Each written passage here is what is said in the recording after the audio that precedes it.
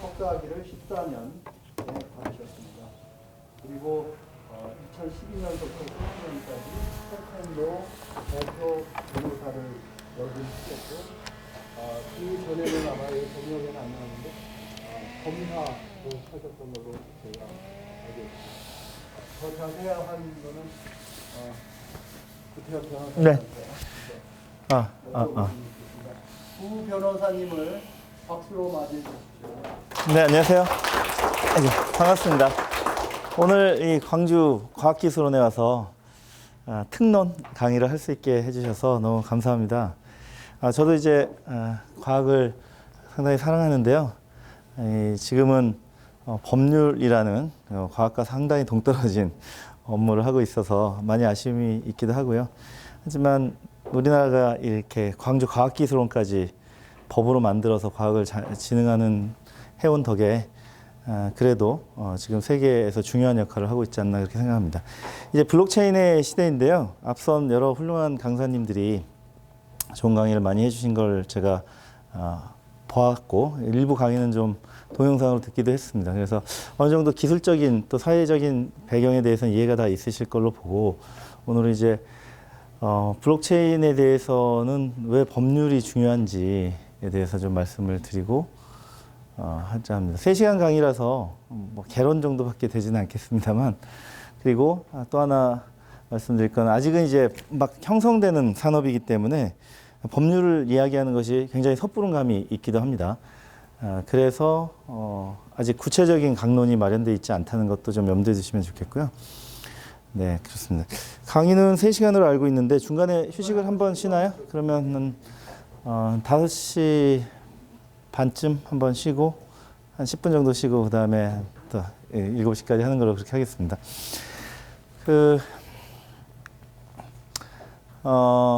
일단 제가 이 강의를 할 때는 다른 나라의 동향을 먼저 말씀을 드려요. 다른 나라의 동향을 말씀드리는 이유는 우리나라에서는 이 암호화폐, 가상통화 또는 최근에 디지털 자산이라고 불리우는 이 크립토가 굉장히 오해를 많이 받고 있고, 또 정부가 굉장히 금기시하고 좀 싫어하는 그런 신세가 되어 있기 때문에 다른 나라에서도 꼭 그런지 아니면 다른지를 좀 먼저 살펴봅니다. 아시다시피 재작년에 올라가서 하는 게 좋을까요? 네. 재작년에 25,000불 이상까지 비트코인이 올라갔던 거 잘 아시죠? 그때 우리 국민들의 집중도가 얼마나 높았냐면 2017년 9월부터 12월까지 불과 3개월 사이에 실명 계좌를 개설해서 들어온, 그러니까 회원으로 거래소에 회원 계좌를 개설한 분, 그리고 원화 마켓에서 비트코인을 사고 팔려면 통장을 개설해야 했죠. 그 통장 개설 개수가 300만 개였어요. 그래서 최소 300만 명이 가입을 해 들어왔다는 얘기죠. 아마 역사상 단기간에 300만 명이 어떤 서비스를 이용하게 한 거는 아마 유례가 없지 않을까 싶습니다. 그 정도로 집중도를 보였는데 가격은 뭐 거의 3천만 원에 육박하는 상황이 되다 보니까 당연히 이제 정부가 굉장히 우려를 많이 했고요. 특히 우리나라 정부는 이따도 설명드리겠습니다만 그 이전에 이 크립토 커런시를 악용한 소위 다단계 금융 피라미드 사기가 우리가 굉장히 심했거든요. 그 경험 때문에 법무부가 굉장히 주도적으로 나서서 정부의 강경한 억제 정책을 주도했습니다. 그 결과 형성된 정부의 입장이 아직까지 유지가 되고 있는데요. 그것을 이제 여러분들은 아마 ICO라는 것, 암호화폐 공개라고 하는 것을 정부가 금지하고 있는 것으로 이제 이해하고 계실 텐데, 우리나라는 ICO가 금지된 것으로 생각하시는 분들이 많습니다. 이게 반은 맞고 반은 틀리거든요. 그에 대해서 좀 명확히 이따 살펴보도록 하겠습니다. 우선 그럼 다른 나라는 어떠냐면요. 제가 여기 있으면 이게 잘 보이나? 이쯤 와야 되나? 네. 일단 이 정도 나라들의 입법 동향을 계속 모니터링하면서 계속 정리를 했거든요. 그 자료들인데요. 영국령이 좀 많이 눈에 띄고요. 그다음에 북미는 중요하죠. 그리고 EU의 여러 나라들, 그리고 중앙아시아나 아시아, 그리고 이제 동남아시아들도 최근에 동향이 눈에 띄어서 여기에 정리가 됐습니다. 일단 영국령은 굉장히 긍정적인 입법 태도를 취하고 있어서 버뮤다 같은 경우는 아예 디지털 에셋이라는 이름으로 법도 만들었어요. 아까도 잠깐 말씀드렸지만 크립토 커런시라고 비트코인을 부른 사토시의 논문 이후에 여러 가지 이름으로 불리기 시작했죠. 우리나라에서도 가상통화, 암호통화, 가상화폐, 암호화폐 등의 여러 가지 이름으로 불리우는데 대략 얼마 전까지 우리 업계에서는 암호화폐라는 이름으로 많이 썼던 것 같아요. 근데 정부는 가상통화라고 합니다. 이따 다시 기회가 있을 텐데 이 통화나 화폐는 거의 비슷한 이름인데요. 화폐는 아시다시피 정부가 인정한 법정 화폐처럼 본연의 기능 자체가 그 돈으로 쓰이는 것, 머니로 쓰이는 것을 말한다면 통화라는 것은 그것이 아닌데도 통화적 기능을 하는 것을 모두 포함하는 거거든요. 신용통화라고 할 때 통화, 좀 더 넓은 개념이기도 하죠. 그래서 이게 비트코인을 머니라고 생각하고 그걸 믿고 그렇게 됐으면 희망하는 분들은 화폐라는 이름을 뒤에 붙이고요. 그게 좀 아니었으면 하는 분들이 통화라는 이름을 붙이는 거예요. 그래서 우리 정부는 화폐로 인정할 수 없다는 입장이니까 이제 통화라는 이름을 일단 정해놓고, 그다음에 앞에는 암호라는 이름을 붙이는 쪽은 이쪽을 좀 신봉하는 쪽이고, 아닌 쪽은 이제 가상이라고 부르는 이런 것으로 생각합니다. 그래서 이 논란이 주고받다가 최근에 G20에서 정리를 한 용어가 크립토 에셋 내지 디지털 에셋입니다. 미국 정부도 디지털 에셋이라는 용어를 쓰기 시작했거든요. 버뮤다도 마찬가지로 디지털 에셋이라고 하고 있습니다. 이 문건에도 여러 가지 용어가 좀 섞여 있는데 사실 다 같은 것을 말하는 것을 이해하시면 좋겠고요. 어쨌든 이렇게 긍정적인 법 제도를 갖고 있는 나라는 이걸 에셋이라고 인정하는 것은 공통적입니다. 즉 최소한의 자산성을 가지고 있는 거죠. 우리 정부는 자산의 가치가 없다라고 얘기하고 있거든요. 자산의 가치가 0인 것이기 때문에 자산으로 인정할 수 없다는 굉장히 부정적인 입장인데요. 그러지 않은 나라는 이렇게 DABA 같은 디지털 자산 사업법을 만들어서 합니다. 자세한 걸 볼 시간은 없고 교재는 이미 배포됐을 테니까 나중에 살펴보시면 이 디지털 자산 관련한 사업을 하려면 여러 가지 허가를 받아야 되고 신청을 하는 구체적인 절차, 어떤 의무, 그리고 소재는 버뮤다에 둬야 된다든지 허가증은 버뮤다 통화청이 한다든지 이런 것들을 다 규정하고 있습니다. 여기서도 알 수 있는 게 버뮤다 통화청이죠. 즉 금융을 다루는 그런 기관이 주무를 하고 있는 걸 알 수 있고요. 그리고 다른 법에 하나 더 통과됐는데 유한회사의 ICO 법이 작년 7월에 통과까지 돼서 ICO에는 어떻게 해야 되고 백서에는 뭐가 있어야 되고 이런 것들이 다 적혀 있어요. 백서에 포함되는 사항을 이렇게 자세하게 해놓고 해서 굉장히 구체적인 사항을 법으로까지 정해서 ICO를 허용하고 있다는 것을 알 수 있습니다. 이게 제가 찾아낸 여러 국가의 입법 중에 가장 상세하게 또 긍정적으로 제도권 안에서 암호화폐 공개 ICO를 허용하는 그런 나라의 유형입니다. 그리고 이 ICO를 할 때 허위 사실을 적어서 사람들을 속이면 5년의 징역에 처하게 되는 형벌까지 규정하고 있기 때문에 긍정적인 입장을 취하면서도 허위, 불법에 대해서는 단호하게 취하는 입장을 가지고 있거든요.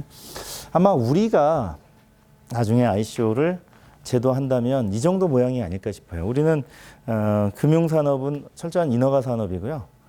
그리고 인허가, 등록, 신고 이런 제도들이 여러 가지 금융법에 굉장히 많습니다. 정부가 강하게 컨트롤하고요. 세세한 절차를 다 만들고 법에 없는 것은 행정지도, 지침, 가이드라인 등으로 다시 세세한 설명을 주어서 구체적으로 아주 컨트롤하는 그런 산업이거든요.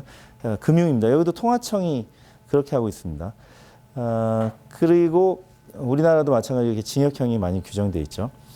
그런데 이런 식의 법령을 가지고 있는 나라의 문화들은 되게 이런 위반으로 인해서 큰 처벌받는 게 나오지 않는 게요. 법을 준수하는 게 생활화돼 있고 사람들이 쉽게 선동되거나 막 몰려오거나 그러지 않기 때문에 남을 속여서 사기를 하기도 어려운 문화권이기 때문에 이 정도 규정으로도 이제 큰 문제 없이 갈 것이라고 보고 이미 법문화까지 만들고 있는 거죠. 마찬가지로 이제 영국령 중에 몰타에도 이 세 가지 법안을 만들어서 전략적으로 육성하고 있습니다. 그래서 OKEX라는 세계적인 거래소도 몰타로 작년에 재작년에 이전을 했죠. 세 가지 법의 내용들은 한번 살펴보시는데요. 일단 디지털 혁신의 관리법 안에 를 두고 거기에 혁신관리당국을 둔 다음에 가상금융자산이라는 이름으로 VFA입니다. 가상금융자산. 금융임을 더 강조한 용어죠. 가상금융자산이라는 이름으로 ICO 하는 구체적인 기준을 해놓은 법을 만들었고요. 그러다 보니까 이 몰타에 여러 가지 거래소들이 이전하면서 이쪽에서 사업을 하는 분이 있습니다. 우리나라에도 여러 프로젝트가 몰타로 본사를 가져가서 거기서 ICO를 했죠. 법인 설립이 굉장히 쉽고요. 그다음에 세율이 낮아요. 이런 곳들이 보통 이제 조세 피난처, 텍스 헤븐으로 많이 알려져 있는 이유가 법인세가 굉장히 낮거나 아예 영세율, 법인세를 받지 않거든요. 그렇게 법인세를 받지 않더라도 이쪽에 법인을 세워서 사업을 하면 여러 가지 일자리가 많이 생기거든요. 특히 로펌이나 회계사 등 주변 산업도 이런 일들을 도와주면 일자리가 많이 생기고 하기 때문에 국가가 세금으로서 걷는 것보다 여러 사람들의 일자리에 소득으로서 이익을 국가의 GDP를 올리겠다는 그런 생각이 강하기 때문에 이런 입장을 취하고 있습니다. 그래서 우리가 알지도 못하는 뭐 버뮤다나 몰타까지 가가지고 이렇게 ICO를 하게 되는 거죠. 한편 이제 세계 잘 아시는 기축통화인 달러를 가지고 있는 미국은 굉장히 엄격한 입장을 하고 있는데요.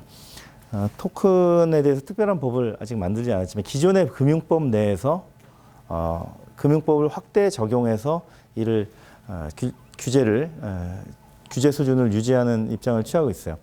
즉 ICO를 할 경우에 디지털 자산, 암호화폐는 투자 계약이라고 해석을 해서 기존의 증권법을 확대 적용합니다. 그러니까 정부가 규제를 하자는 입장이에요. 규제라는 것은 그 자체로는 뭐 금지한다는 입장은 아니죠. 우리는 규제한다 하면은 머릿속에 금지의 느낌이 강하게 드시잖아요. 뭐 엄마가 나의 야간 심야 외출을 규제하고 있어 라고 하면 이제 금지한다는 뜻이 그런 느낌 있죠. 뭐 못하게 한다는 느낌이 강한데 원래 규제의 영문인 법 규제의 영문인 레귤레이션이라는 것은 뭐 규칙이라는 뜻에 가깝기 때문에 합리적인 룰이라고 보이는데 우리는 규제는 혁신돼야 한다. 규제 혁신이라는 단어도 더 있을 정도로 규제가 시대에 맞게 잘 변화하지 못해 왔기 때문에 굉장히 부정적인 느낌이에요. 저도 그렇습니다. 규제하면은 규제는 좀 나쁜 쪽이고 규제를 바꾸는 것이 좋은 것처럼 꼭 느끼는데 사실은 그 앞에 불합리한이라는 말을 붙여야지 맞거든요. 불합리한 규제를 바꾸자는 거죠. 합리적인 규제는 필요하죠.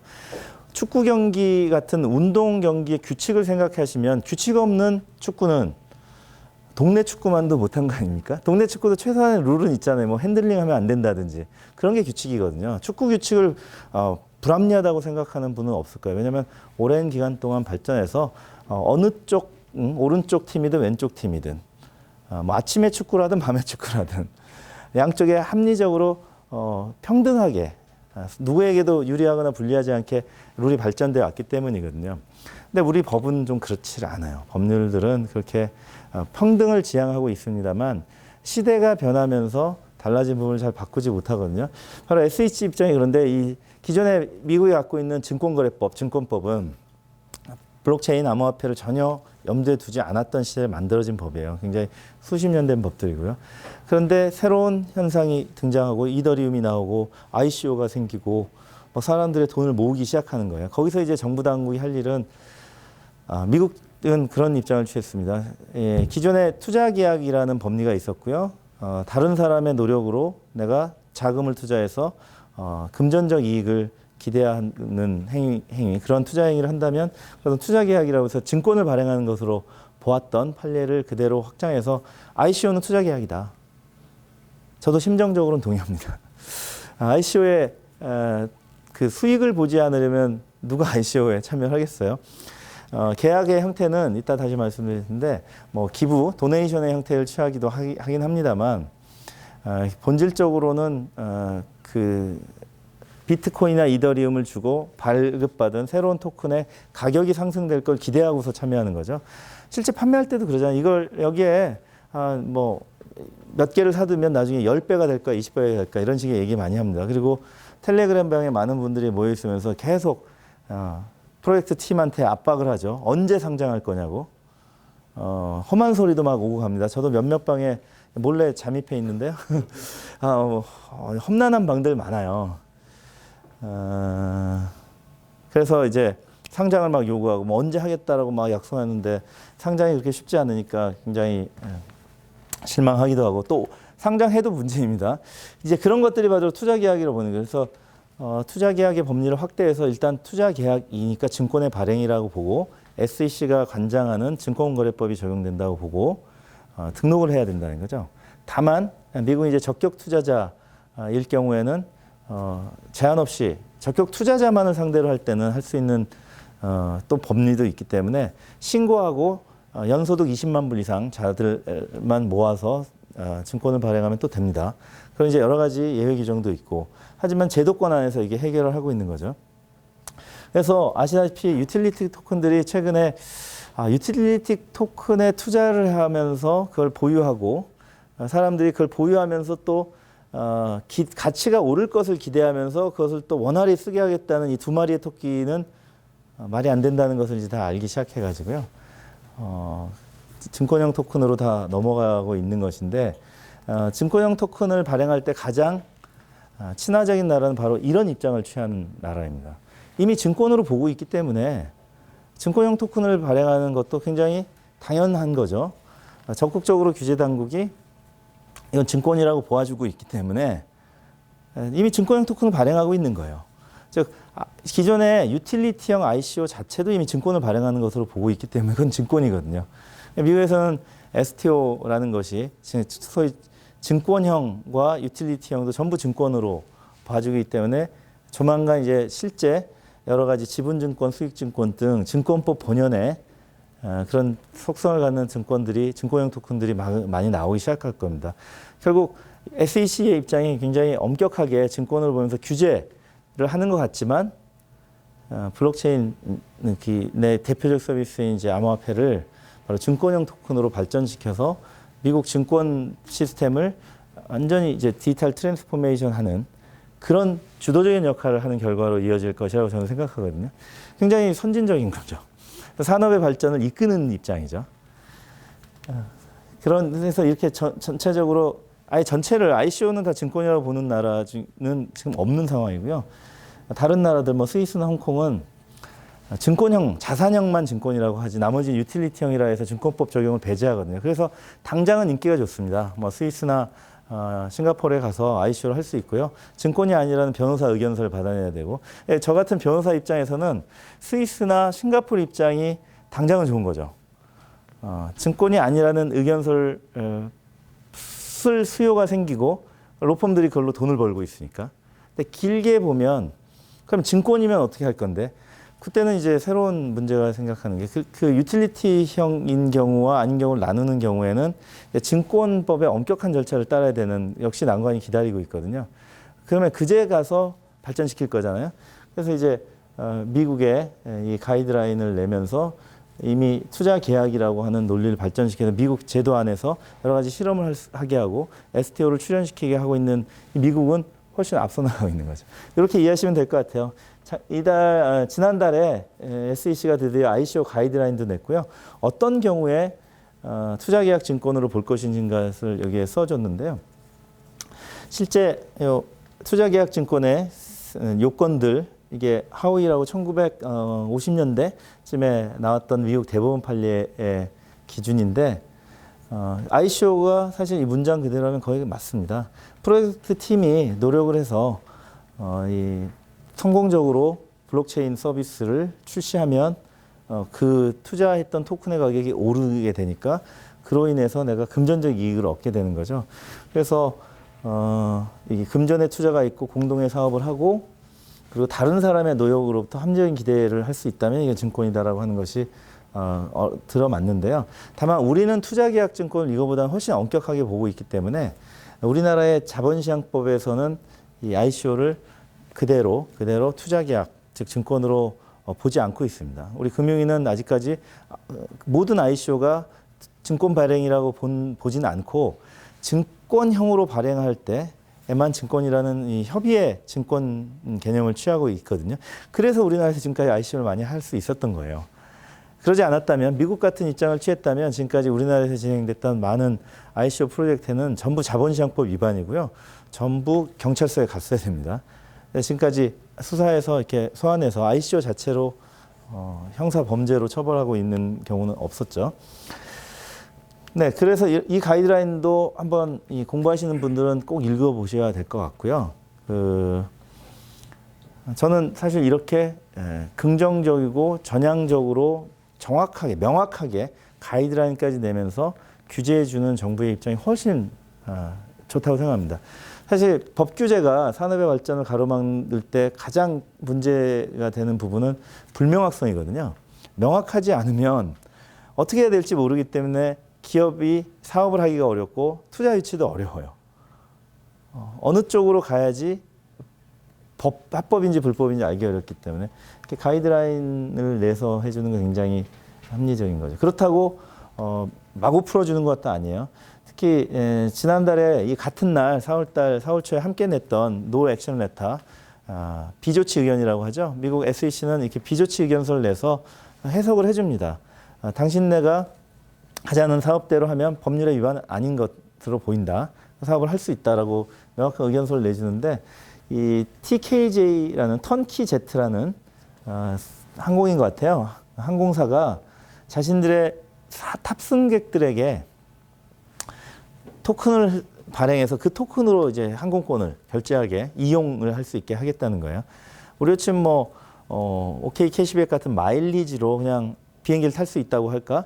칼도 사실 우리 칼이나 아시아나도 마일리지를 가지고 있죠.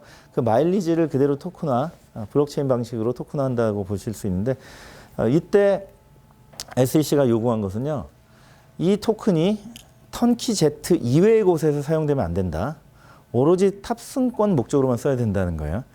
그러면은 예를 들면 우리 칼 마일리지와 아시아나 마일리지를 토큰화하면은 바로 유틸리티 토큰으로 증권이 아니라고 볼 수가 있을 텐데 OK 캐시백 포인트나 CJ1이나처럼 여기저기서 쓸 수 있는 것이 되면 안 되는 거죠. OK 캐시백은 사실 여러 가맹점에서 쓸 수 있잖아요. 뭐 옥션 같은 쿠팡 같은 물건 살 때도 쓰기도 하고요.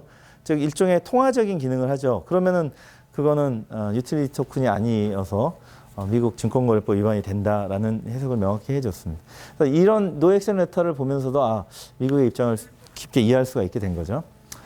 캐나다는 최근에 조사를 해서 어떻게 규제할지를 이제 앞으로 정하겠다는 입장을 밝히는 정도인데 제가 말씀드리고 싶은 건 긍정적이나 부정적인 입장, 특히 부정적인 입장을 밝히지 않고 있다는 거고요. 나머지 이제 EU 나라들인데 영국은 아시다시피 FCA라고 하는 Financial Conduct Authority라고 우리로 치면 이제 금융위원회인데 금융 업무를 감독하는 기관에서 이 금융도구 이에 대해서 지침을 발표했고요. 이런 지침과 GFA라는 글로벌 금융혁신 네트워크를 창설하는 데 주도해서 이 분야에 굉장히 적극적으로 연구를 하고 규제 당국이 관장하려는 모양을 보이고 있어요. 이런 모습이 이제 소위 금융 선진국들에서 나타나는 현상인데요. 새롭게 등장했는데 굉장히 뜨겁게 달아오르는 이런 시장에 있어서 정부가 자기 역할을 하고 있는 거죠. 그래서 지나친 과열을 막으면서도 부정적인 입장은 보이지 않습니다. 스위스는 뭐 잘 아시지만 핀마의 여러 가지 적극적인 해석 덕분에 법을 하나도 입법하지 않고도 기존의 은행법에 있어서 증권이 있냐 아니냐에 대한 가이드라인까지 내줘서 잘 아시는 주쿠밸리에서 수많은 ICO가 날 수 있게 해줬잖아요. 그때 스위스 로펌들에게 가서 자문을 받는 것은 바로 이 토큰이 증권인의 성질을 갖고 있느냐 아니냐를 해석을 해달라 해서 스위스의 로펌들이 바로 그걸 해주면서 주쿠밸리에 많은 기업들이 전 세계에서 몰려들었고요. 그 은행 바로 핀마라고 하는 감독 당국의 입장을 그런 로펌의 변호사들이 여러 가지 협의 과정을 통해서 잘 해석을 해서 증권 어떤 경우에 토큰이 증권이 아닌지를 잘 밝혀주었습니다. 그래서 핀마가 가이드라인도 냈죠. 유명한 이 지불형, 유틸리티형, 자산 또는 증권형 토큰 세 가지 분류를 전 세계에서 최초로 정부가 가이드라인의 형태로 내준 게 바로 핀마인데요. 뒷이야기를 들어보니까 주크밸리에 블록체인 산업협회가 있대요. 약 800개 정도의 기업들이 모였게 됐다는데 그 산업협회가 바로 핀마와 숱하게 협의를 거쳐서 이 세 가지 분류의 초안을 마련하고 그 초안을 핀마가 발표를 해줘서 가이드라인이 나오게 됐다고 합니다. 즉 정부와 산업이 협력형으로 노력을 해서 바로 적절한 규제, 지침을 발표해 준 거죠. 이 과정에서 법은 하나도 개정되지 않았습니다. 법 개정 없이도 합리적인 지침을 산관이라고 해야 되나요? 요즘에 산업계 민관이 협력을 통해서 만들어서 새로운 시대의 레귤레이션을 합리적으로 만들어 나가는 것이고요. 독일은 유럽에서도 굉장히 조용히 전향적인데요. 정부가 이 암호화폐 거래 본질은 무엇인지 법적인 결제 수단으로 인정하는 입장을 취하고 또 과세 대상이 되는 경우와 안 되는 경우를 명확히 해석을 해주고 있습니다. 우리 정부는 지금 아무런 입장이 없어서요. 언제 과세를 받게 될 건지 과연 이게 과세 대상인지 아닌지도 국세청이 아무런 말을 안 해주고 있거든요. 그래서 기업들이 많이 물어보시는데 결국은 우리 텍스 하시는 분들하고 많이 상의를 해서 합리적으로 추정을 해서 이럴 것 같다는 예측을 해드릴 뿐이지 정부가 아직도 아무런 입장을 보이지 않습니다. 그래서 특히 그래서 확실한 거는 개인의 소득세는 열거주의라고 해서요. 국세청의 소득세법 시행령에 과세 대상이 적혀 있어야 되는데 암호화폐는 지금까지 적혀 있지 않았기 때문에 적어도 작년 말 회계연도까지의 암호화폐 거래로 개인이 소득을 보신 분들은 세금을 내지 않아도 된다라는 것은 거의 정설입니다. 재작년에 큰 차익을 보시는 분들은 그때 굉장히 불안했었어요. 저한테도 많이 물어보셨거든요. 조용히 오셔가지고 좀 돈을 벌었는데 이걸 어떻게 해야 되는지 모르겠다고. 이 은행에서 거래소를 통해서 은행에서 빼도 되냐? 빼면 국세청이 확 찾아오지 않을까? 이런 걱정들을 많이 하셨거든요. 근데 이 세무를 전문으로 하시는 분들은 그래서 제가 많이 상의를 해봤는데 개인소득세는 가장 안전하다. 과세년도 말 전에 소득세법을 개정한다면 그 해에 과세할 수 있는데 지나간 과세년도에 소급과세는 할 수 없다라고 얘기를 해주십니다. 그게 소급과세 금지 원칙이죠. 옛날에 어딘가 한번 들어보셨죠? 근데 법인세, 상속세, 증여세, 사업소득세는 다릅니다. 그거는 포괄주의를 취하고 있어가지고 굳이 구체적으로 정해놓지 않아도 다 과세할 수 있기 때문에 일체 소득에 대해서 과세할 수 있는 게 사업소득, 법인소득도 그 중에 하나죠. 그리고 상속세, 증여세이기 때문에 이쪽은 할 수가 있대요. 그래서 과세 대상이 된다는 건데 그것도 추측이고요. 이렇게 독일처럼 명확히 얘기해 준 건 아닙니다. 정부가 예를 들면 이런 입장을 취하면 암호화폐 거래 규모가 매우 작기 때문에 암호화폐가 글로벌 금융 시스템에서 중요한 역할을 하지 않는다. 얘기하면서 국가의 재정적 안보에 위협이 되지 않는 이런 메시지를 계속 주면서 정부가 부정적인 입장이 아니라는 걸 시장에 메시지를 주고 있습니다. 이렇게 부정적이 아닌 것은 굉장히 시장에 중요한 역할을 하거든요. 그러면은 투자가 이루어지고 창업이 이루어지고 갈 수가 있게 되죠. 국가가 반대하지 않으니까. 이런 입장들을 취하고 있고요. 프랑스는 가장 유럽에서 선진적인데 과거에 초기에는 이것이 과열되니까 규제하는 입장이었어요. 적극적으로 통제하는 입장이었는데 지금 완전히 달라졌습니다. 이 재무부 장관이 중심이 돼가지고 보고서가 나왔는데 작년 7월 4일에 여기 몇 개 인용한 이 재무장관의 말만 해도요. 뭐 신뢰의 네트워크다. 우리 경제를 더욱 효율적으로 만들 거다. 프랑스는 블록체인 혁명을 놓치지 않겠다. 암호화폐 영역에서도 앞서 나갈 것이다. 뭐 이런 말씀들을 막 하셨고요. ICO 법안을 통과시켰어요. 그래서 프랑스에서 일정한 가이드라인을 가지고 ICO를 할 수 있게 했고요. 허가 조건이나 발행인의 의무 이런 것도 다 법에 있습니다. 근데 또 놀라운 게 등록을 하고 해야 되는데 등록하지 않아도 됩니다. 이게 다른 나라랑 많이 차이점이 어떤 나라든 국가가 등록제를 도입하면 등록하지 않으면 처벌을 하는 게 일반적이거든요. 처벌하지 않으면 누가 등록을 하겠어요. 등록을 강제하기 위해서는 당연히 행정벌, 형사벌을 부과하는데 프랑스는 자유의 나라라서 그런지 등록하지 않아도 된다는 게 특징이에요. 시민들이 정할 거라는 거죠. 무슨 말이냐면 등록하고 일정한 절차를 밟아서 ICO를 하는 프로젝트와 등록도 하지 않고 그냥 임의로 하는 프로젝트는 시민들의 신뢰 수준이 다를 거기 때문에 시장에서 결정할 거라는 것이고요. 등록하지도 않은 ICO에 투자를 했다가 돈을 잃게 되면 그건 자신의 잘못이라는 거죠. 국가가 심사를 거쳐서 한 것은 국가도 일정한 책임이 생기는 거죠. 즉 국가가 등록제를 통해서 통제하고 관리된 ICO에 투자를 할 것을 저절로 유도할 것이라는 이런 생각을 가지고 있는 것 같아요. 놀랐습니다. 우즈베키스탄도 굉장히 긍정적이고요. 리투아니아도 ICO 가이드라인이 있고요. 세금 문제도 다 이렇게 정리를 해줬습니다. 여기도 우리나라 나중에 이제 참고가 될 건데 기업소득세, 그다음에 개인소득세, 부가가치세 이 세 가지 영역에서 해결을 해줘야 되거든요. 뭐 상속증여세는 별도 얘기입니다. 사실 여러분들 이 어떤 산업에서 경제 주체로서 활동을 한다면 왜 하겠어요? 당연히 수익을 올리기 위해서 하는 거죠. 경제적 활동의 대가는 수익이잖아요. 그런 수익을 올리게 되면 반드시 세금 문제가 나오는데요. 이 세금 문제를 명확히 정리를 해줘야 예측이 가능하고 예측이 가능해야지만 경제활동이 촉진되는 효과가 있지 않습니까? 그래서 우리가 뭐 특례로서 면세도 해주고 기타 등등 수많은 면세 제도들이 있는 것인데요. 우리는 아직도 이게 없습니다. 그러면 경제적으로 우리 경제권 내에서 암호화폐 거래나 ICO가 금지되느냐? 금지한다고 말했는데 실제로는 금지되지 않거든요. 그래서 뭔가 소득 활동들이 다 있으세요. 여기도 개인적으로 암호화폐 거래소에서 투자해서 조금 차익 보신 분 있고 특히 오늘 보니까 다들 표정이 좋으신 게 최근에 비트코인이 3배씩 올라가지고 학생들이 지금 연구보다는 거래소의 차트를 더 보고 있는 것처럼 보이는데 표정은 밝은데 눈은 빨가네요. 잠을 못 자서. 바로 이런 거죠. 이렇게 돼서 차익이 나면 지금 당장 팔아서 통장으로 빼면 1,000만 원 들어가서 지금 3,000만 원 나오는 거잖아요. 2천만 원에 대해서는 국가가 과세를 할지 아닐지 굉장히 중요한 문제입니다. 왜냐하면은 세금은 신고 기간에 신고를 해야 되거든요. 신고 안 하면 세금 탈루잖아요. 내가 조세범이 되는 거예요. 범죄자가 된다고. 그냥 안 하고 마는 문제가 아니기 때문에 굉장히 중요해요. 그래서 이 문제를 이렇게 정리해 주는 것이 굉장히 중요하다는 말씀을 좀 드리고요. 에스토니아도 비슷하게 긍정적입니다. 우리나라에도 에스토니아 여자 대통령이 오셨죠.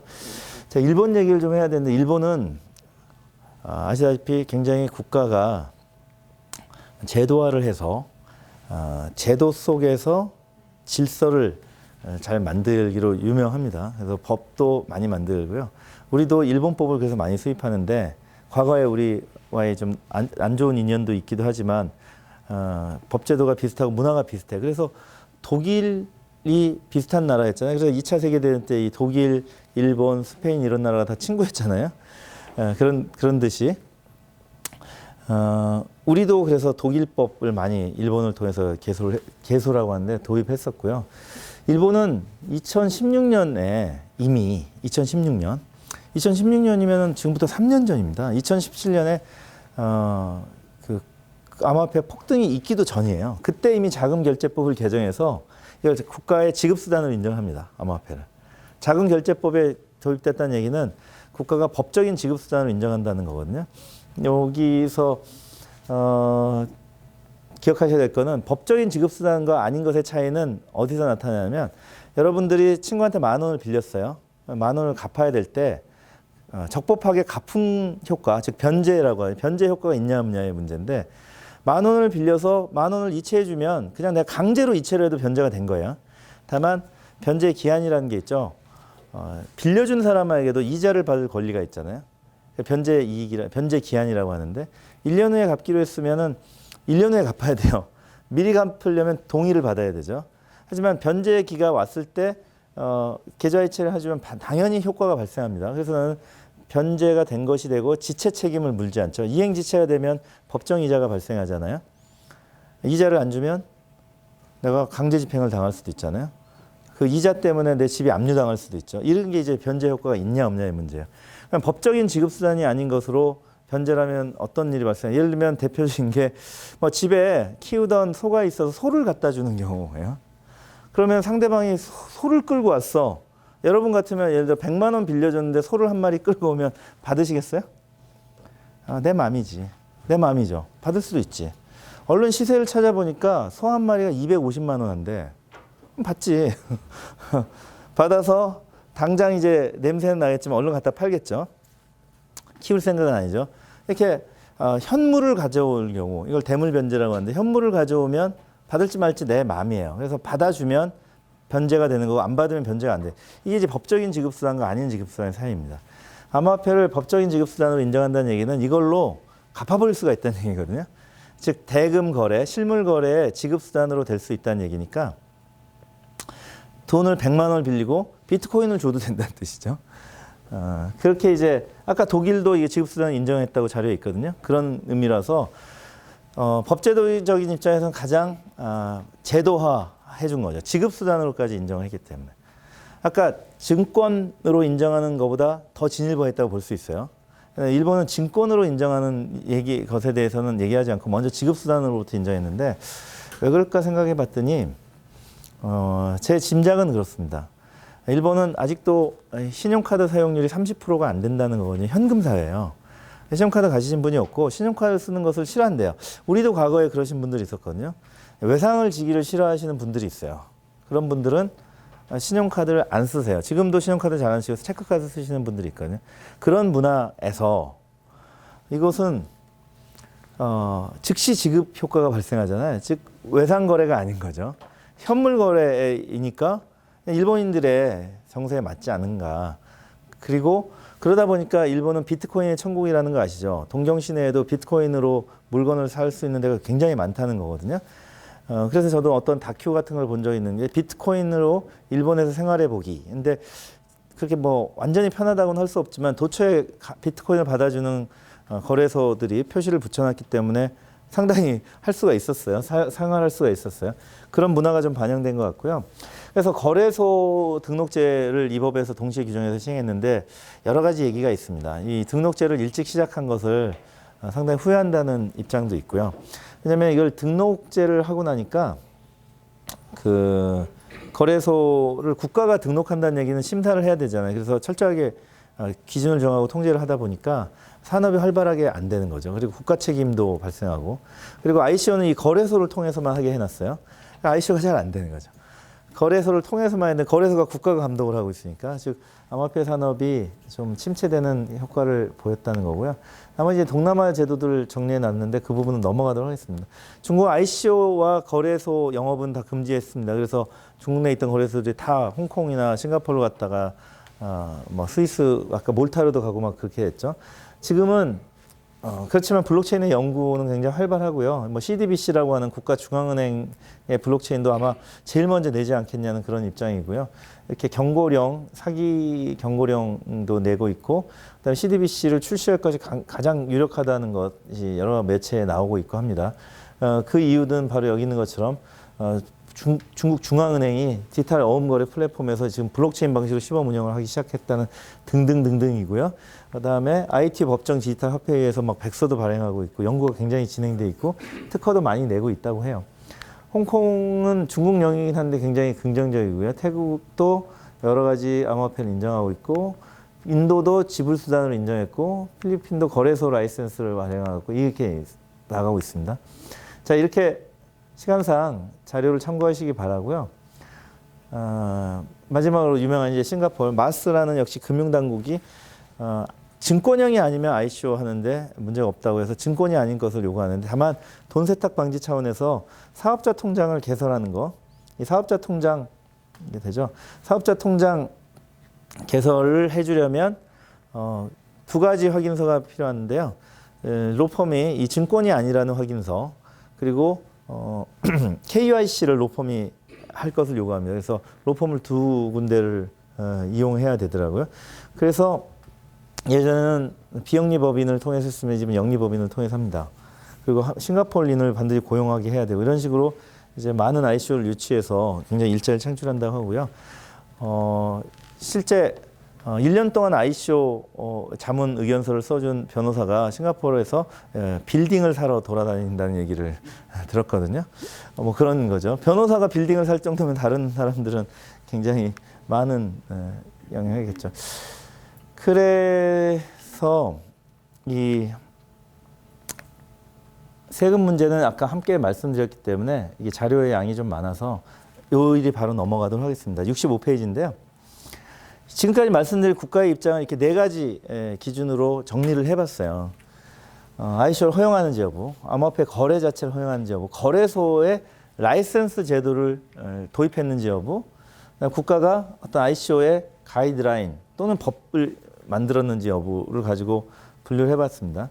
이 앞에 두 개는 ICO와 암호화폐 거래를 허용하면은 이 동그라미가 좋은 거죠.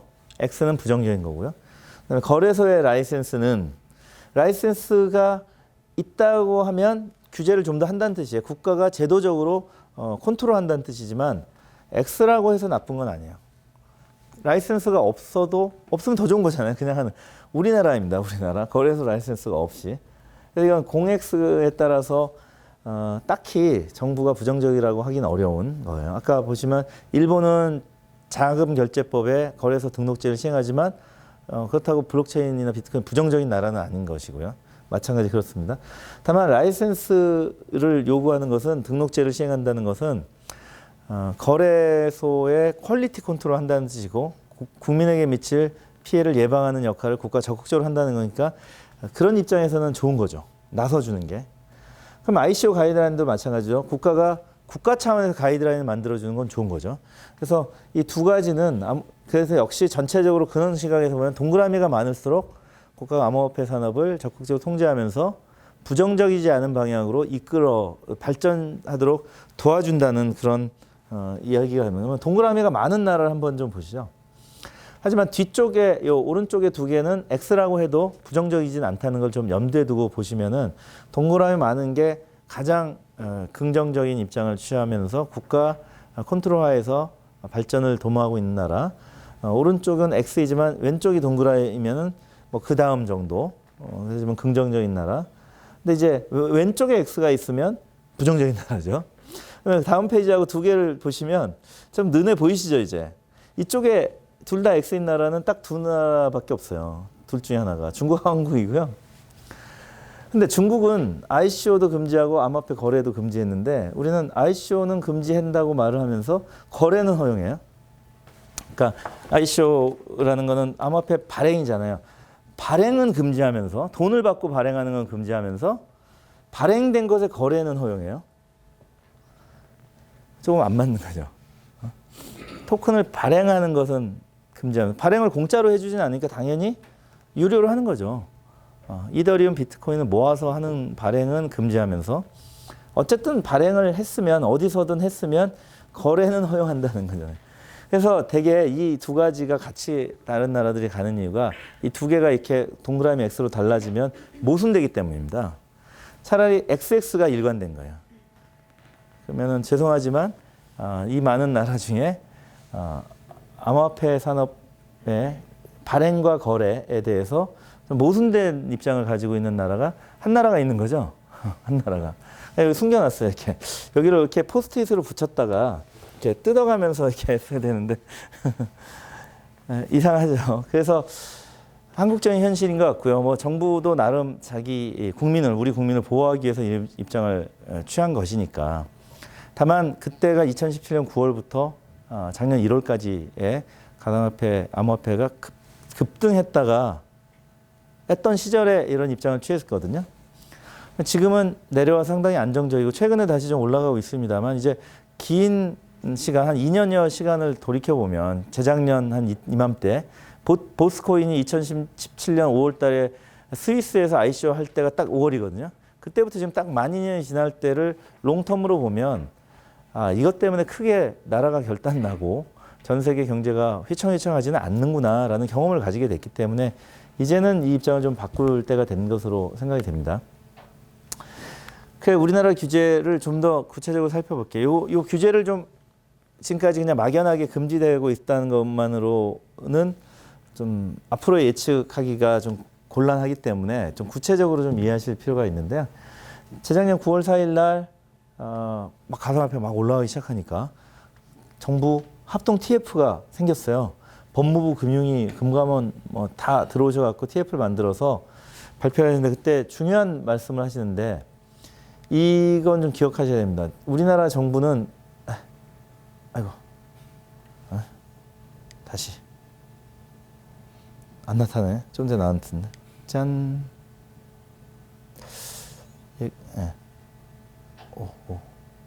안 되겠습니다.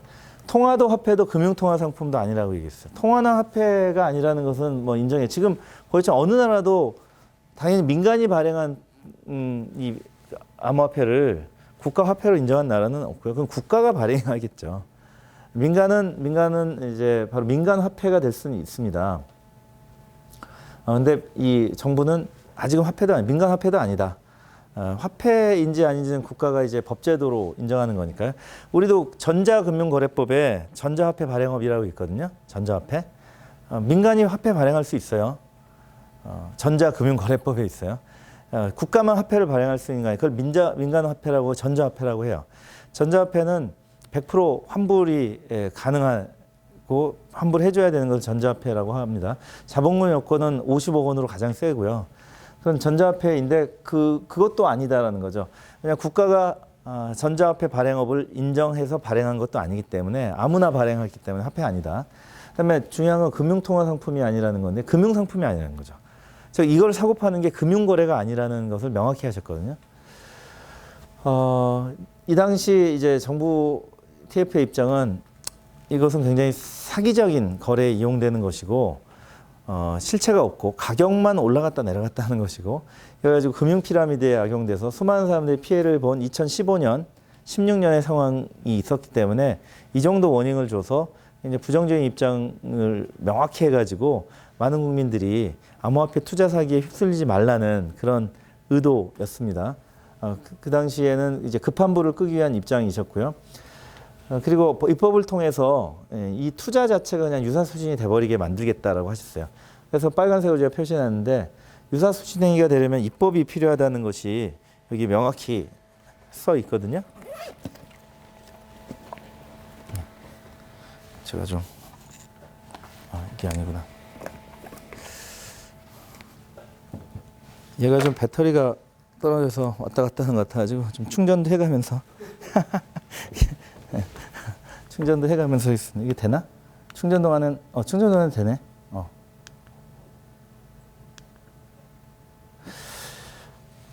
여기 있잖아요. 증권 형태로 ICO를 하는 것은 자본시장법 위반으로 처벌하겠다.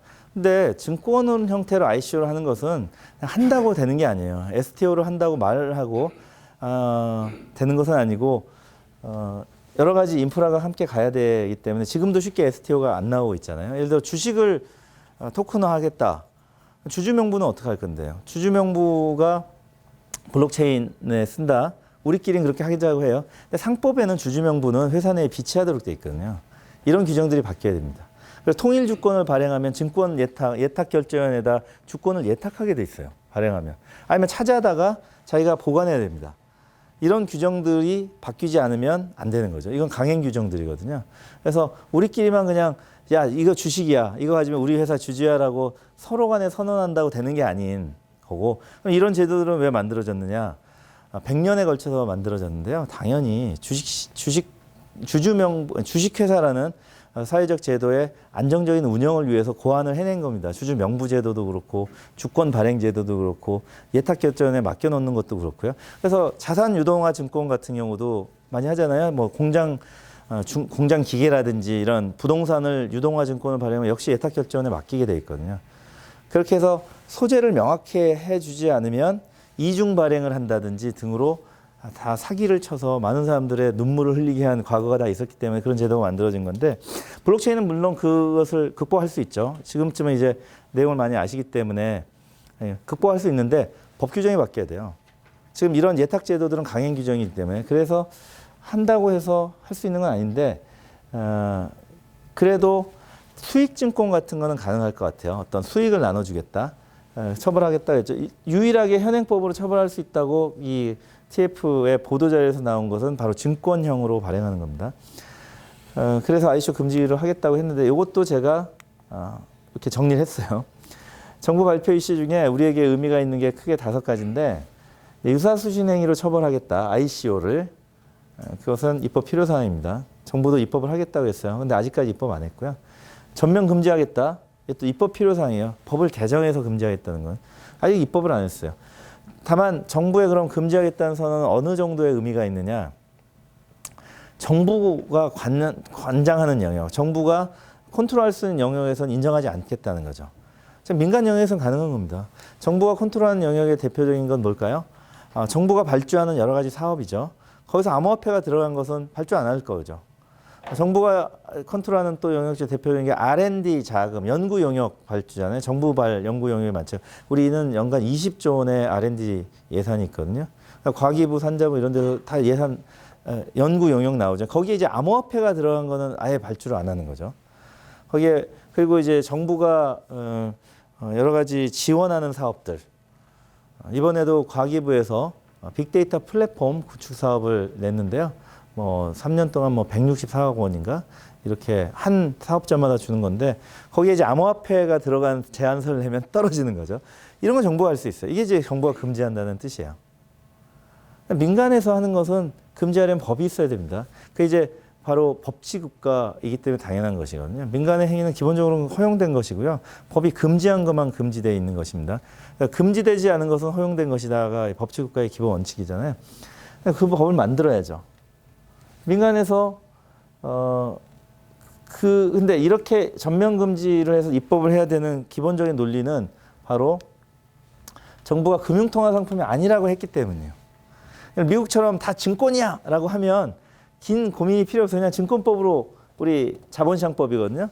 자본시장법을 적용하면 돼요. 미국은 SEC법이죠. 증권거래법. 근데 금융통화 상품이 아니라고 하니까 입법이 필요해진 거거든요. 바로 이 문제가 있는 겁니다. 아니라고 하니까 이게 금융거래가 아니니까 입법이 필요한 거예요. 금융거래가 아닌 자산의 거래를 금지하려면 입법이 필요합니다. 대표적으로 뭘까요? 금융상품이 아닌 자산의 거래를 금지하는 거. 마약 거래입니다. 또 뭐죠? 음란물 같은 거예요. 그러니까 우리 사회가 허용하지 않는 것들, 그 금제품이라고 합니다. 형법적으로는 금제품, 소지를 금하는 거, 제조, 수입, 판매, 유통을 금하는 거, 그런 것들 많아요. 원래는 그 속성 자체는 금제품이 아닌데 여러 가지, 그러니까 국가가 정한 절차를 지키지 못해서 금제품이 되는 거 있어요. 저작권법 위반 물품 같은 거, 짝퉁 같은 거. 잘 아시는 프랑스 명품 가방을 똑같이 만들면 그 가방 자체는 훌륭한 가치를 가지고 있습니다. 동네 시장에 들고 나가면 다들 막 진짜로 알아요. 굉장히 훌륭한 가치가 있지만 그건 금지된 거죠. 상표법 위반 제품이잖아요. 이런 식으로. 제품의 자산적 가치가 충분하고 남대문 시장에 가면 실제 정품의 10분의 1 가격에 살 수 있는 거래가 되는 것이고, 그 거래한다고 해도 상표권자를 제외한 나머지 모든 사람은 다 윈윈하는, 그런데도 금지되는 거예요. 이거는 통관을 할 때 관세법 위반이 되거든요. 이런 저작권 위반 물건들, 지식재산 위반 물건들. 이런 거 말고는 그런 것도 이제 법이 있는 거죠. 이미 상표법이 있고 금지하는 법이 특별히 있는 거잖아요. 그래서 입법 필요사항입니다. 그래서 실명계좌 사용 의무화, 이것이 이제 문제인데 정부가 할 수 있는 거였어요. 그래서 은행들에게 얘기해서 가상화폐 거래소는 다 가상계좌, 즉 실명 확인 기반의 가상계좌를 열어줘라. 그게 아니면 거래를 하지 말아라고 가이드를 주신 거예요. 그래서 마침에 우리 정부가 그렇게 얘기하면 우리 금융회사들은 안 들을 수는 없거든요. 그래서 이건 바로 12월 28일에 시행됐어요. 그리고 여러 번 정부가 우리가 이걸 시행해서 바로 투기 폭등을 막았다라고 얘기하고요. 그리고 이때 당시에 이미 가상계좌를 받았던 4개 거래소 빼고 그 후속 거래소는 이제 다시는 열어주지 않았습니다. 지금까지도. 지금 현재 가상화폐, 암호화폐 거래소가 250개인데요. 이 당시에 갖고 있었던 이미 가상화폐 실명계좌 계약을 체결했던 4개 거래소 빼고는 그 뒤에는 아직 하나도 계좌를 못 받았거든요. 그래서 실명 기반으로 입금이 안 되니까 소위 말하는 사람이 입금액이 들어오는 그냥 사업자 통장에다가 일일이 수작업을 통해서 확인해 가지고 이제 충전 처리를 해줘야 되고 출금 요청하면 다시 개인이 이체해 줘야 되는 이제 그런 자동화가 되지 않는 그런 거래소들이 바로 그래서인 겁니다. 이건 이제 원화마켓을 억제하려는 조치였는데 정부가 은행권을 지도해서 할 수 있는 거라서 시행이 됐어요. 특별법 얘기를 이제 법무장관이 하셨는데 거래소 폐쇄하겠다고 하셨잖아요. 하도 과열되니까 12월 28일 아직도 입법 안 됐고요. 그래서 거래소는 폐쇄되긴커녕 250개로 늘었죠. 세금 부과 굉장히 중요한 문제인데 아예 입장이 없습니다. 이 정도 상황이라고 보시면 그게 바로 아까 동그라미 X의 모양을 취하고 있는, 금지는 했으나 실제로는 입법은 안 돼 있고 하지만 거래는 가능한 이런 이상한 상황이 있었던 것이고요. 그 얘기를 여기 써놨습니다. 통계청은 이제 이 안모자산이라는 것을 법으로 인정했다는 것도 여기 말씀드리고요. 금감원이 ICO 실태 조사를 했고 실태 조사만 했습니다. 그래서 뭐 불법이라고 고발한 것도 없다는 입장을 좀 말씀드렸고요. 그래서 그 아까 말씀드렸던 이 유틸리티 토큰을 분류를 해서 실제 진행하고 있는 것을 말씀드렸고요. 미국 입장을 말씀드렸으니까. 자, 여기까지가 이제 글로벌 규제 상황이거든요. 그러면 우리는 여기서 평가를 해야 되는데 어떤 상황으로 봐야 되냐면 규제가 없는 상태라고 이해하시면 되고, 규제가 없는 상태는 좋을까요, 안 좋을까요? 불명확하니까 안 좋습니다. 차라리 정부가 입장을 제대로 밝혀서 그래 규제하겠다 이런 식으로 해라 라고 여러 가지 룰들을 만들어내기 시작하면 그걸 잘 따르면 되고, 그게 불합리하면 고치도록 노력하면 되니까 지금처럼 불확실한 입장을 취하는 것은 산업으로 인정하지 않고 키우지 않겠다는 입장이기도 해요. 만약에 저렇게 원화 마켓을 막지 않고 그냥 가만히 계셨다면 그거는 알아서 해봐라 라는 입장으로 볼 수도 있을 수 있지만, 원화 마켓을 막고 또 좀 이따 말씀드릴 특정금융거래법, 돈세탁방지법을 개정해서 아예 이제 벌집 계좌라고 하는 가상화폐 거래소에 사업자 통장 계좌로 원화 거래를 하는 것까지 막으려 하는 것이 우리 정부의 입장이거든요. 그러면 우리 정부는 진흥하자는 입장이 아닌 거죠, 전혀. 그럼 왜 전 세계 저 많은 나라들은 그렇게 부정적인 나라는 없는데, 심지어 중국마저도, 중국도 거래는 금지, 거래소는 금지했고 ICO는 금지했지만 실제 중국 내부적으로는 그것을 연구하고 정부 주도의 블록체인과 또 정부 화폐로서 CDBC로서 발행하고자 하는 거잖아요. 중국은 자본주의 국가가 아니고 시장주의 국가가 아닙니다. 그러니까 중국은 그런 말도 우리에게 미치는 시사점은 없는 거죠. 그거는 정부 계획경제 국가이니까. 그러면 중국을 빼고 나면은 우리나라가 이제 유일한 상황이에요. 그렇게 좀 이해를 하시면 좋겠고요. 그게 이런 이제 정부의 애매한 입장이 이 산업에 지금 불명확성을 가지고 온다는 거, 그것을 좀 개선해 달라고 하는 게 저희 입장이고, 저희 이제 여러 법학자, 법률가들의 입장입니다.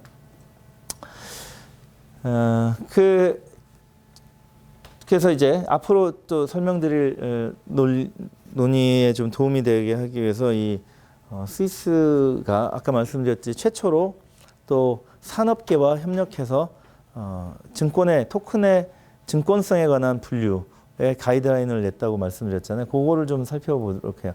스위스는 페이먼트형, 유틸리티형, 에셋형으로 나눴거든요. 그걸 토큰이라는 용어를 썼고요. 작년 2월인데 토큰이라는 용어를 이미 쓰고 확립했습니다. 즉 코인이라고 부를 수가 없는 거죠. 이 분류에 따르면. 지불형은 혹시 모르겠지만 자산형은 그 자체로 코인처럼 뭘 지불하기 위한 기능을 쓰는 건 아니에요. 코인은 지불이 주목적인 거니까. 그래서 이렇게 분류를 세 가지로 하고 나니까 벌써 토큰의 형태가 이렇게 세 가지로 발전해 하는 것을 파악하고 나니까 이걸 코인이라고 부를 수는 없는 거죠. 코인은 상품명입니다. 여러 가지 토큰이라는 중립적인 용어, 수단에다가 지불을 목적으로 주로 만든 것을 코인이라고 하죠. 실제 금화, 은화를 코인이라고 하는 거잖아요. 금을 가지고 토큰 형태로 만들어서 쉽게 지불용으로 쓸 수 있게 하면 그걸 코인이라고 부른 거죠. 주화. 나중에 이제 지폐가 나오긴 했습니다만. 그런 거고요. 이 토큰은 페이먼트형은 지불형이고 잘 아시는 뭐 비트코인이 대표적인 것일 거예요. 페이먼트형을 많이. 이거는 그냥 너무 심플하죠. 이 서비스의 주된 내용은 지불에 이용되는 것 외에는 없어요. 지불에 이용되다 보니까 가치가 생겨서 그 가치를 가지고 아까 다른 용도로 혹시 쓸 수 있는 건 쓰는 경우는 있을 수 있겠지만 기본적으로는 지불형이고요. 유틸리티는 여러 가지 서비스의 이용권을 담는 겁니다. 저는 이제 쉽게 설명하기 위해서 목욕탕의 입욕권이라고 얘기하는데요. 목욕탕을 한 번 이용할 때 보통 한 5,000원 정도 하나요? 그러면 입구에서 뭐 주죠? 5,000원 내면은 종이를 주잖아요. 이렇게 옛날에는 노란색, 파란색 구분해서 뭐 남자, 여자, 남탕, 여탕 이렇게 색깔 구분되는 종이를 줬죠. 그게 토큰이고, 요즘에는 이제 이렇게 늘어나는 팔찌를 주죠. 발목에 차기도 하고 그걸 차고 들어가면 거기에 락커 열쇠가 아예 달려 있어요. 진화했죠. 입욕권인데 락커 열쇠를 겸하게 해놨어요. 그래서 팔찌를 차고 들어가면은 돈을 내고 들어갔다는 걸 쉽게 알아볼 수 있게 하고 락커의 문이 열리니까 목욕탕을 이용할 수 있게 합니다. 그것이에요. 딱 애플리케이션의 서비스에 대한 디지털 접근권, 이용권을 주는 것, 이 유틸리티형이죠. 그래서 이 토큰은 제가 어원은 찾아보지 않았지만 티켓이라는 말하고 어감이 비슷하잖아요. 같은 어근일 것 같아요. 티켓이에요. 그래서 극장표, 영화표 같은 여러 가지 서비스들을 이용하는 것이 다 토큰 내지 티켓이라고 합니다. 여기 계신 분 중에 이제 교수님들은 예전에 버스 토큰을 내고 다니셨을 거잖아요. 요즘에는 다 한국 스마트 카드로 바뀌어서 이렇게 찍찍 하는 걸로 요즘에 젊은 학생들은 다녔겠지만 여러분들은 믿기 어렵지만 예전에는 이렇게 동그랗게 구멍이 뚫린 토큰을 내고 다녔어요. 그래서 버스에는 또 버스 차장이라는 분이 있어서 토큰을 막 받고 그랬을 거예요. 그러면 토큰은 왜 생겼냐면 빠른 입장을 가능하게 하기 위한 것이요. 거기서 현금 지불하고 거스르고 있으면 수많은 사람들이 입장하는데 줄을 길게 서게 되니까 미리 매표소를 두고 토큰을 판 거죠. 그리고 실제 입장하는 문에서는 토큰만 얼른 주면은 쉽게 들어갈 수 있잖아요. 지금 영화관에서 딱 그렇게 하고 있잖아요. 영화표를 사서 티켓을 사서 미리 시간 여유가 있을 때 사서 들고 있다가 딱 이제 영화가 상영되기 한 10분 전부터 입장을 받는데 그 10분이란 짧은 시간 동안 모두 자리에 가서 착석할 수 있게 하는 가능한 것은 바로 토큰을 들고 있기 때문에 얼른 보고 바로바로 입장되기 위해서 만든 거잖아요. 즉 접근성을 부여하기 위한 것이 주 목적입니다. 이거는 좀 다르다고 보는 거예요. 지불형하고 다르다고 보고. 그러면 차이가 뭐냐면 이 두 가지는 기본적으로 스위스의 증권법을 적용하지 않는다는 겁니다. 지불 목적으로만 만든 것은 증권이 아니다. 선언을 해준 거예요. 사실 권리가 다 들어있죠. 권리. 어떤 권리가 들어있는데 스위스는 이렇게 나눴어요. 그럼 자산형이 뭐냐? 이게 보통 증권형이라고 하는 건데 이게 증권법이 적용되고요. 피지컬 언더라인스 어떤 실제적인 기초자산이라고 기초자산이 있고 그 기초자산하고 연결돼 있어요. 그래서 그 실제 기초자산에서 나오는 수익 흐름이든 어떤 권리 같은 걸 가지고 있는 것을 이제 에셋형이라고 얘기합니다. 배당권, 이자 수급권을 가지고 있어서 기존의 주식 채권 또는 파생 상품과 유사한 것이 여기에 담겨 있어서 이 토큰을 들고 있으면 얼마 지나면 배당을 받거나 이자를 받거나 이런 것들을 할 수 있는 것이죠. 이게 바로 스위스의 증권법이 적용된다는 거고요. 실제로는 스위스의 뱅크 액트인데요. 은행법 안에 증권 파트가 있어요. 그걸 증권법이라고 합니다. 근데 다만 제한이 있는 게 이 두 가지로 나눴죠. 가이드라인 잘 보니까 ICO 당시에 토큰을 발행했을 때에 지금 말씀드린 게 적용되고 아직은 토큰이 없는 토큰은 나중에 발행하는 경우에는 증권이라고 보는 것. 그래서 ERC20으로 일단 토큰을 빨리 발행하기 시작한 것 같아요. 이 스위스의 이 해석 때문에. 이게 적어도 작년 초까지에는 토큰이 없는 경우에는 왜 그럼 증권법이라고 보았냐면 토큰을 나중에 발급받을 권리가 있는 거잖아요. 그게 이제 바로 증권을 발행하는 계약이라고 본 것 같습니다. 토큰을 바로 주면 실물이기 때문에 실물을 주면 실물 거래가 기반이기 때문에 특별히 에셋형으로 구성하지 않는 한 실물 거래로 보고 증권법에 적용을 배제하는 해석을 내려준 거고요. 토큰이 없으면 나중에 토큰을 받을 권리를 보유하고 있기 때문에 돈을 주고 그 권리를 가지고 있으니까 그것은 증권법에 적용이 된다라고 해석하는 거예요. 즉 법에 뭐가 적혀 있는 법을 가지고 이렇게 법리를 정한 게 아니라 금융당국인 핀마가 합리적으로 나눠준 거예요. 정책을 나눠서 바로 산업계가 수긍할 수 있는 가이드라인으로 합의를 이끌고 그 합의를 토대로 ICO를 안전하게 하게 만든 거죠. 그래서 사실 이 ICO가 이 가이드라인이 나오기 전에는 그럼 이렇게 못했냐? 아닙니다. 그 전에 핀마와의 여러 가지 해석을 통해서 이런 식으로 발전해 오는 것을 확인하고 변호사들이 그런 의견을 써줘서 ICO를 해온 것을 정리한 거죠. 정리했던 것이고요. 이 입장은 스위스 이후에서는 아직까지 명시적으로 발견하기는 좀 어렵고요. 스위스에서 이렇게 나눴다는 것을. 근데 저도 여기서 많이 착안을 해서 나중에 좀 이따 설명드릴 우리나라에서 그럼 어떻게 해야 되느냐라는 입론을 많이 세웠습니다. 이건 이제 그걸 더 설명했고요. 네네. 요 부분은 이제 제가 자율규제위원장으로 모시고 있는 전하진 위원장의 강의 자료를 좀 설명드린 건데, 이분이 이제 물물교환과 분산거래의 블록체인으로 연결된 새로운 경제 구조가 생기고 있다라는 것을 쉽게 이제 설명한 것이고요.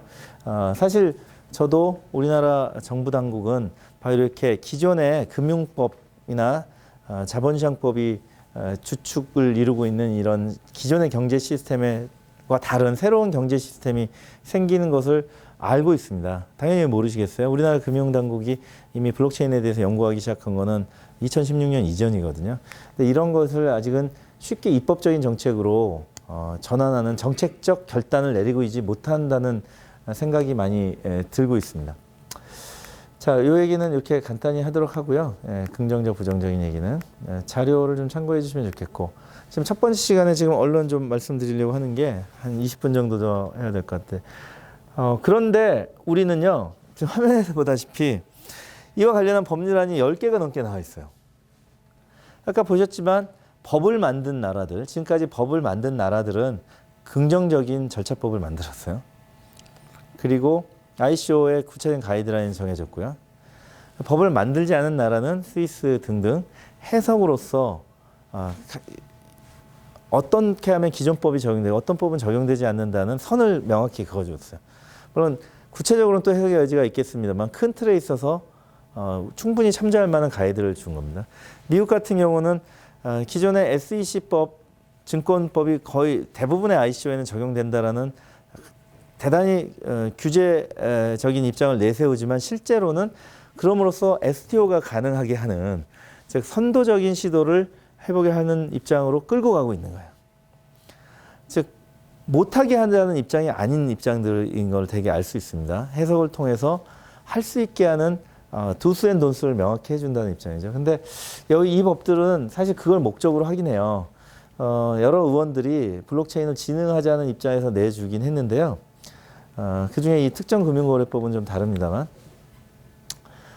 이것을 좀 정리해 놓은 문건이 있기 때문에 그걸로 바로 넘어가겠습니다. 이 세 가지 법안이 굉장히 대표적인 법안인데요. 이거를 좀 정리해 놓은 페이지가 있어서 다음으로 넘어가겠습니다. 이렇게 정리해 놨는데, 그래서 이 최근에 발의된 하태경 의원안까지 했는데 네 법안의 특징은 전부 금융위원회를 주무관청으로 하는 겁니다. 금융위원회를.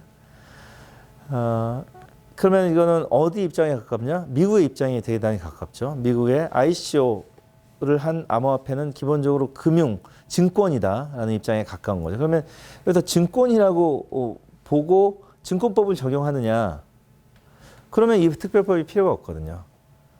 미국의 입장에 가까운데 특별법으로 새로운 산업에 관한 법을 만들자는 입장이에요. 법률 이름들을 보면 암호통화 거래에 관한 법률안, 가상화폐 업에 대한 특별법안, 그다음에 전자금융거래법에 가상통화를 넣자는 거, 전자금융거래법에 또 넣자는 것인데요. 다 금융위원회가 주관하도록 하는 것이고요. 앞에 두 개는 암호화폐를 특별법으로 만드는 거고, 박영진 의원, 하태경 의원은 기존에 있던 전자금융거래법을 개정해서 하자는 거예요. 말씀드린 전자화폐 발행업이 이 전자금융거래법에 있거든요. 거기에 넣어서 하자는 것인데요. 자본금 요건은 좀 다르지만, 근데 이 법들의 공통적으로 제가 지적하고 싶은 것은 보다시피 지불형이나 유틸리티형은 증권이 아니라는 해석을 해주는 것이 스위스 입장, 또 싱가포르 입장이고요. 그 밖에 법을 만든 나라들은 금융감독청이 관장을 하긴 하지만 ICO를 허용하기 위해서 법을 만든 겁니다. ICO를 허용하기 위해서. 즉 다수인으로부터 자금 모집하는 것은 기존에 엄격히 통제되고 있었기 때문에 그걸 특별법을 만들어서 허용해 줘야지만 합법적으로 하게 되고 차별성이 안 생기는 거죠. 그렇기 때문에 법을 만든 거거든요. 아까 프랑스 법도 그렇고 마찬가지였어요. 버뮤다 법도 그렇고. 그리고 미국은 증권법 안에서 적격 투자자 제도나 이런 걸 통해서 ICO를 할 수 있게 하자는 것이고요. 등록하고 해라는 것이죠. 근데 여기는 이 네 가지 법에는 ICO 얘기는 없습니다. 즉 이 법은 그러면 왜 만드는 것일까요? 이제 그게 문제라는 거죠.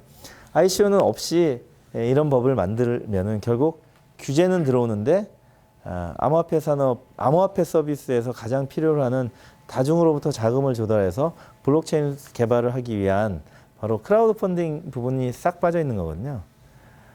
우리 정부가 바로 그것을 제일 문제라고 지적하고 금지하는 입장을 발표해 놓은 상황에서는 이제 여기에 들어갈 수가 없는 거고요. 의원님들이 이렇게 많은 법을 만들었지만 그 부분이 빠져 있기 때문에 이 법들이 모두 통과될 때는 이 보시면 암호통화 취급업, 가상화폐 거래업이라고 하는 거래소를 중심으로 한 산업에 규제는 잔뜩 들어오지만 ICO는 이제 할 수 없는 그런 법이 만들어지고 많은 것이라서 이런 법들이 통과되면 뭐가 많이 달라지지 않을까라는 기대를 혹시 하신다면 별로 그러지 않을 것이라고 생각이 들어요. 즉 문제점이 뭐냐면 여러 가지 코인들 이거 아시죠? 저도 다 모릅니다. 잘. 뭐 유명한 이름들이라 들어는 봤지만 하나하나 백서를 잘 분석해 보진 않았거든요. 다 기능들이 달라요. 여러 가지 목적을 내세우고 있거든요. 플랫폼적인 뭐 메인넷에 해당하는 것들도 있고 여러 가지 어플리케이션에 토큰으로 쓰이는 것들도 있고 한데요. 이런 것들이 ICO는 해외에서 했지만 우리나라로 들어왔을 때는 뭐죠? 우리나라에서 자금 모집한 적은 없다면. 그리고 자금을 모집했을 때 그 자금 모집과 관련해서 수익을 돌려주는 부분이 여기에 적혀 있지도 않으니까 백서에 없지 않습니까? 왜냐하면 다 이런 ICO들은 ICO 할 때 그 해당 국가에서 증권이 아니라는 확인은 다 받고 했거든요. 그러니까 증권적 속성은 다 배제되어 있는 거예요. 다만 미국에 가서는 비트코인, 이더리움을 모으면서 이러한 토큰들을 발행하는 행위 자체가 투자계약이라고 해석해서 미국에서만 증권인 거죠. 투자계약 증권. 다른 나라에서는 증권들이 아니에요. 아직까지 STO형으로 다 자인하고 있거나 그걸 의도하고 있는 토큰들이 아니거든요. 그러면 이런 것들을 우리나라에 가져와서 거래를 한다 하면은 우리나라에서 뭐냐고요. 앞으로는 이제 다 이 법들의 적용을 받게 되는 거죠. 거래를 하는 것에 있어서도.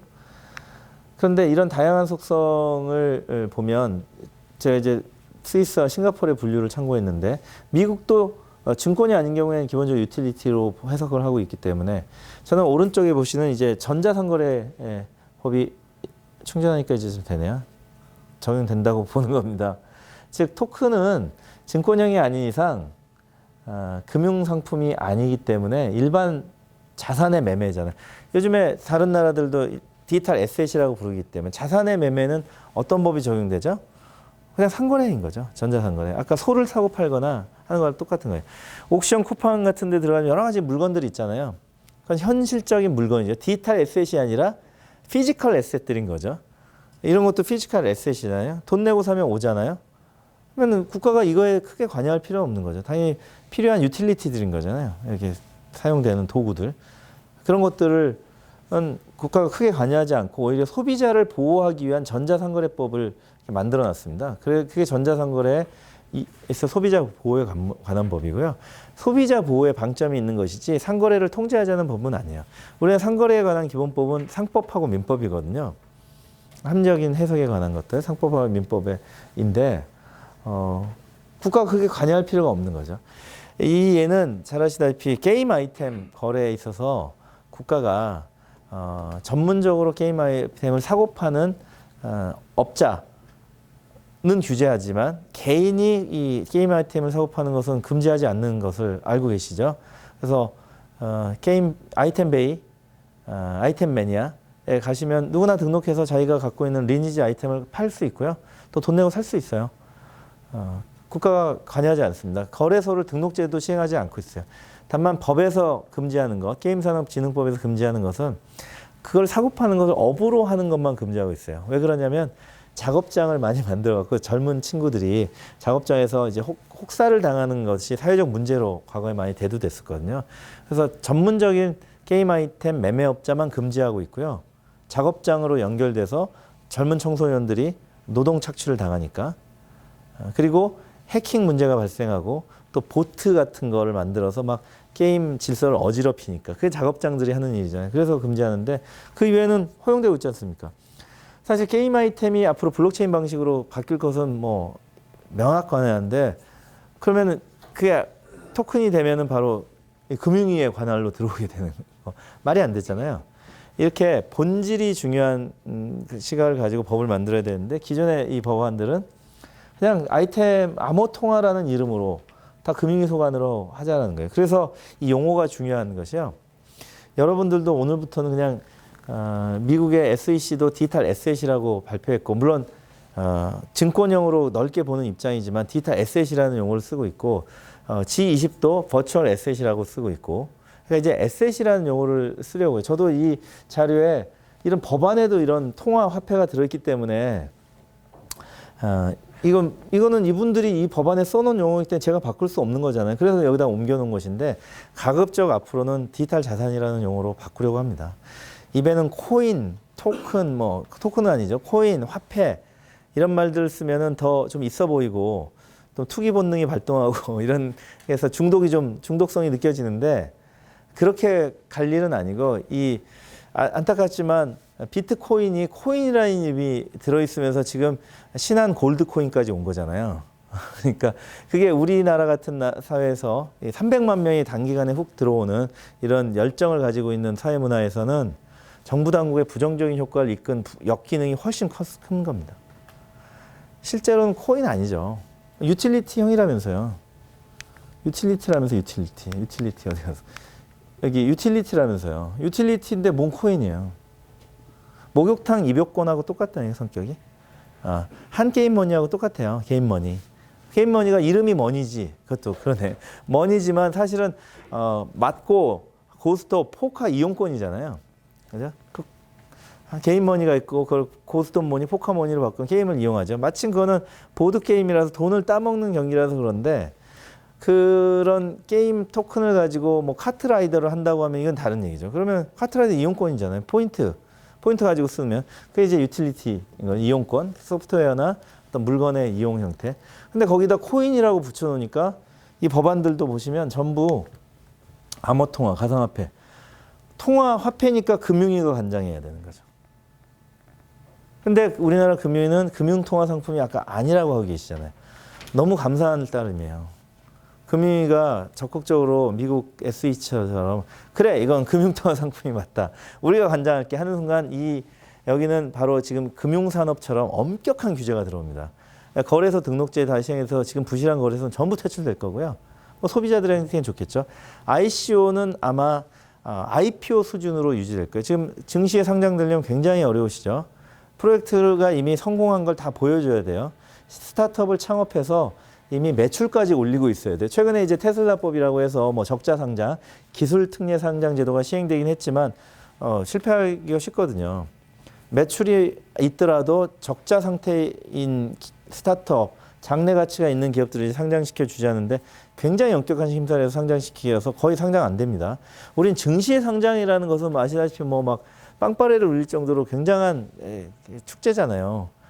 그 수준으로 ICO가 가려면 거의 불가능해지겠죠. 그런 엄격한 규제 상황으로 실제로는 증권도 아닌데 여기 있는 증권형도 아닌데 뒤로 갔고 증권형도 아닌데 유틸리티형과 지불형은 좀 다를 수 있습니다만 유틸리티형을 끌고 들어가서 증권의 규제로 가고자 하는 것은 잘못된 방향이라는 얘기를 이제 드린 거고요.